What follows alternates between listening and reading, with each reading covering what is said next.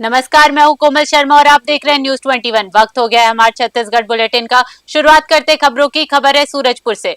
DIG और SSP Prashant Kumar Thakur के निर्देश पर सूरजपुर पुलिस ने नशे के सौदागरों के खिलाफ बड़ी कार्यवाही की है। लटोरी पुलिस ने चेकिंग के दौरान एक संदिग्ध सफारी वाहन से 8 किलो गांजा बरामद किया, जिसकी अंतर्राष्ट्रीय बाजार में कीमत लगभग 4 लाख रुपए बताई जा रही है। पुलिस को देख तस्करों ने वाहन मोड़कर भागने की कोशिश की, लेकिन घेराबंदी कर 3 आरोपियों जीवधन पैंकरा, सुरेंद्र कुमार और ललित यादव को गिरफ्तार कर लिया गया। मौके से 2 अन्य आरोपी फरार होने में कामयाब रहे। पुलिस ने एनडीपीसी एक्ट के तहत मामला दर्ज कर सफारी वाहन जब्त कर लिया और फरार आरोपियों की तलाश जारी है। सूरजपुर से विनोद गुप्ता की रिपोर्ट।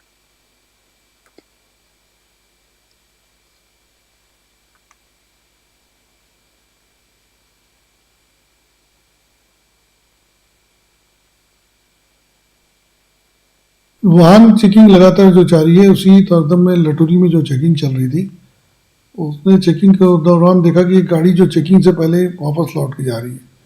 शक हुआ, टीम ने पीछा करके जब पकड़ा तो उसमें 2 लोग निकल के भागे और 3 लोग पकड़ में आए। जब गाड़ी में चेक किया गया तो उसमें से 8 किलो गांजा मिला, जिसकी कीमत लगभग 4 लाख रुपए करीब है। उसको विधिवत जब्त किया गया है और गाड़ी को भी जब्त कर लिया गया है। उस पर लटोरी पुलिस ने अपराध कायम किया गया और विवेचना की जा रही है। बाकी मुलजिमों की पता तलाश जारी है। वाहन चेकिंग लगातार जो जारी है, उसी तरदम में लटोरी में जो चेकिंग चल रही है। रायगढ़ जिले के बरमकेला क्षेत्र में प्रधानमंत्री आवास योजना के सैकड़ों हितग्राही रेत संकट के कारण अधर में लटके हैं। ग्राम पंचायत झाल, हट्टापाली, जीरापाली, करनपाली, जोगनीपाली और कोक बहाल में मकान निर्माण कार्य पूरी तरह बंद हो गया। ग्रामीणों का आरोप है कि शासन ने किश्त तो जारी कर दी, लेकिन रेत उपलब्ध कराने का कोई वैधानिक रास्ता नहीं छोड़ा। नदी घाटों पर ड्रोन से निगरानी और पुलिसिया कार्यवाही के डर से ट्रैक्टर मालिक रेत लाने को तैयार नहीं है। महंगाई की मार और रेत की किल्लत के बीच हितग्राही सवाल कर रहे हैं कि बिना बालू के घर कैसे बनेगा। ग्रामीणों ने प्रशासन से मांग की है कि आवास निर्माण के लिए रेत की सुगम और वैध व्यवस्था जल्द सुनिश्चित की जाए। रायगढ़ से विनोद गुप्ता की रिपोर्ट। ये बालू के कारण रुक गया है। ऐसा क्या? कब से शुरू किया हो घर को? घर को कम से कम 2-2.5 महीना हो गया, लेकिन अभी शुरू भी नहीं हुआ ठीक से। हाँ, बालू के कारण रुक गया है ना। आवास विभाग से पापा को फ़ोन आता है कि घर जल्दी बनाओ, और कुछ दिन बाद जो है, जब ये घर जो है हम लोग बनाने के लिए जब तोड़फोड़ कर दिए हैं, कुछ दिन बाद जो है बालू को अवैध घोषित कर दिया जाता है। जहाँ से हम बालू लाते थे, महानदी पिहिरा से बालू आता था, तो वहाँ के बालू को अवैध घोषित कर दिया गया है। कोई ट्रैक्टर आती है तो वहाँ पे पुलिस उस ट्रैक्टर को जब्त कर लेती है, तो बालू नहीं मिल पा रहा है। अगर वो बालू अवैध है तो प्रशासन हमें ये बताए कि वैध बालू कहाँ मिल रहा है।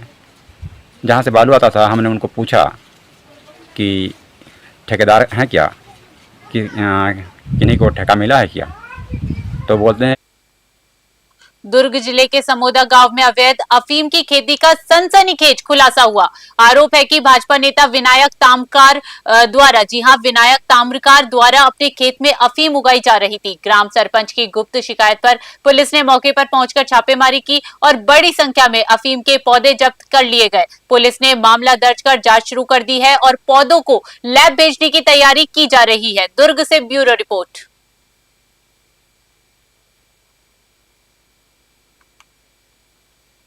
रायपुर में जेसीआई रायपुर मेडिको सिटी द्वारा अंतर्राष्ट्रीय महिला दिवस और होली मिलन समारोह का भव्य आयोजन किया गया। इस दौरान समाज और स्वास्थ्य क्षेत्र में उत्कृष्ट योगदान देने वाली 22 महिला डॉक्टरों को सम्मानित किया गया। मुख्य अतिथि जोनल प्रेसिडेंट सीए प्रणव लाट और देवेश मरोडिया की उपस्थिति में महिला डॉक्टरों की उपलब्धियों की सराहना की गई। अध्यक्ष डॉक्टर निखिल मोती रमानी ने कहा कि डॉक्टर्स का घर और करियर के बीच संतुलन बनाना समाज के लिए प्रेरणा है। कार्यक्रम में सचिव डॉक्टर अविनाश तिवारी सहित शहर के प्रतिष्ठित चिकित्सक मौजूद रहे, जिन्होंने भविष्य में हेल्थ प्रोग्राम और सोशल अवेयरनेस अभियान चलाने का संकल्प लिया। रायपुर से ब्यूरो रिपोर्ट। बचेली में हेलीपैड निर्माण को लेकर चल रहा विवाद एसडीएम राजीव कुजूर के साथ बैठक के बाद थमता नजर आया।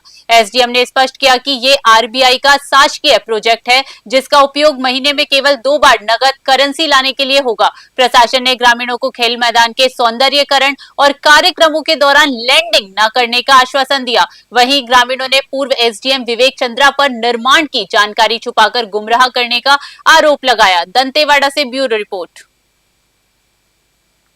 छत्तीसगढ़ की कला एवं पर्यावरण संस्था आर्टकॉम के संचालक निशु पांडे के पहले काव्य संग्रह शब्द संग्राम का विमोचन आज उनकी माता नंदा पांडे और पत्नी प्रीति पांडे के कर कमलों से संपन्न हुआ। इस संग्रह में 77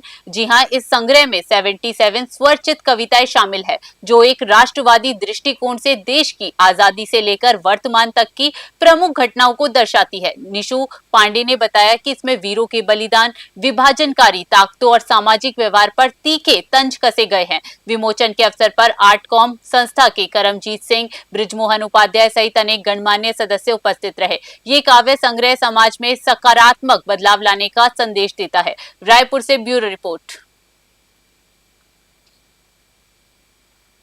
हमारे छत्तीसगढ़ बुलेटिन में फिलहाल के लिए इतना ही। बने रहिए न्यूज़ 21 पे। नमस्कार।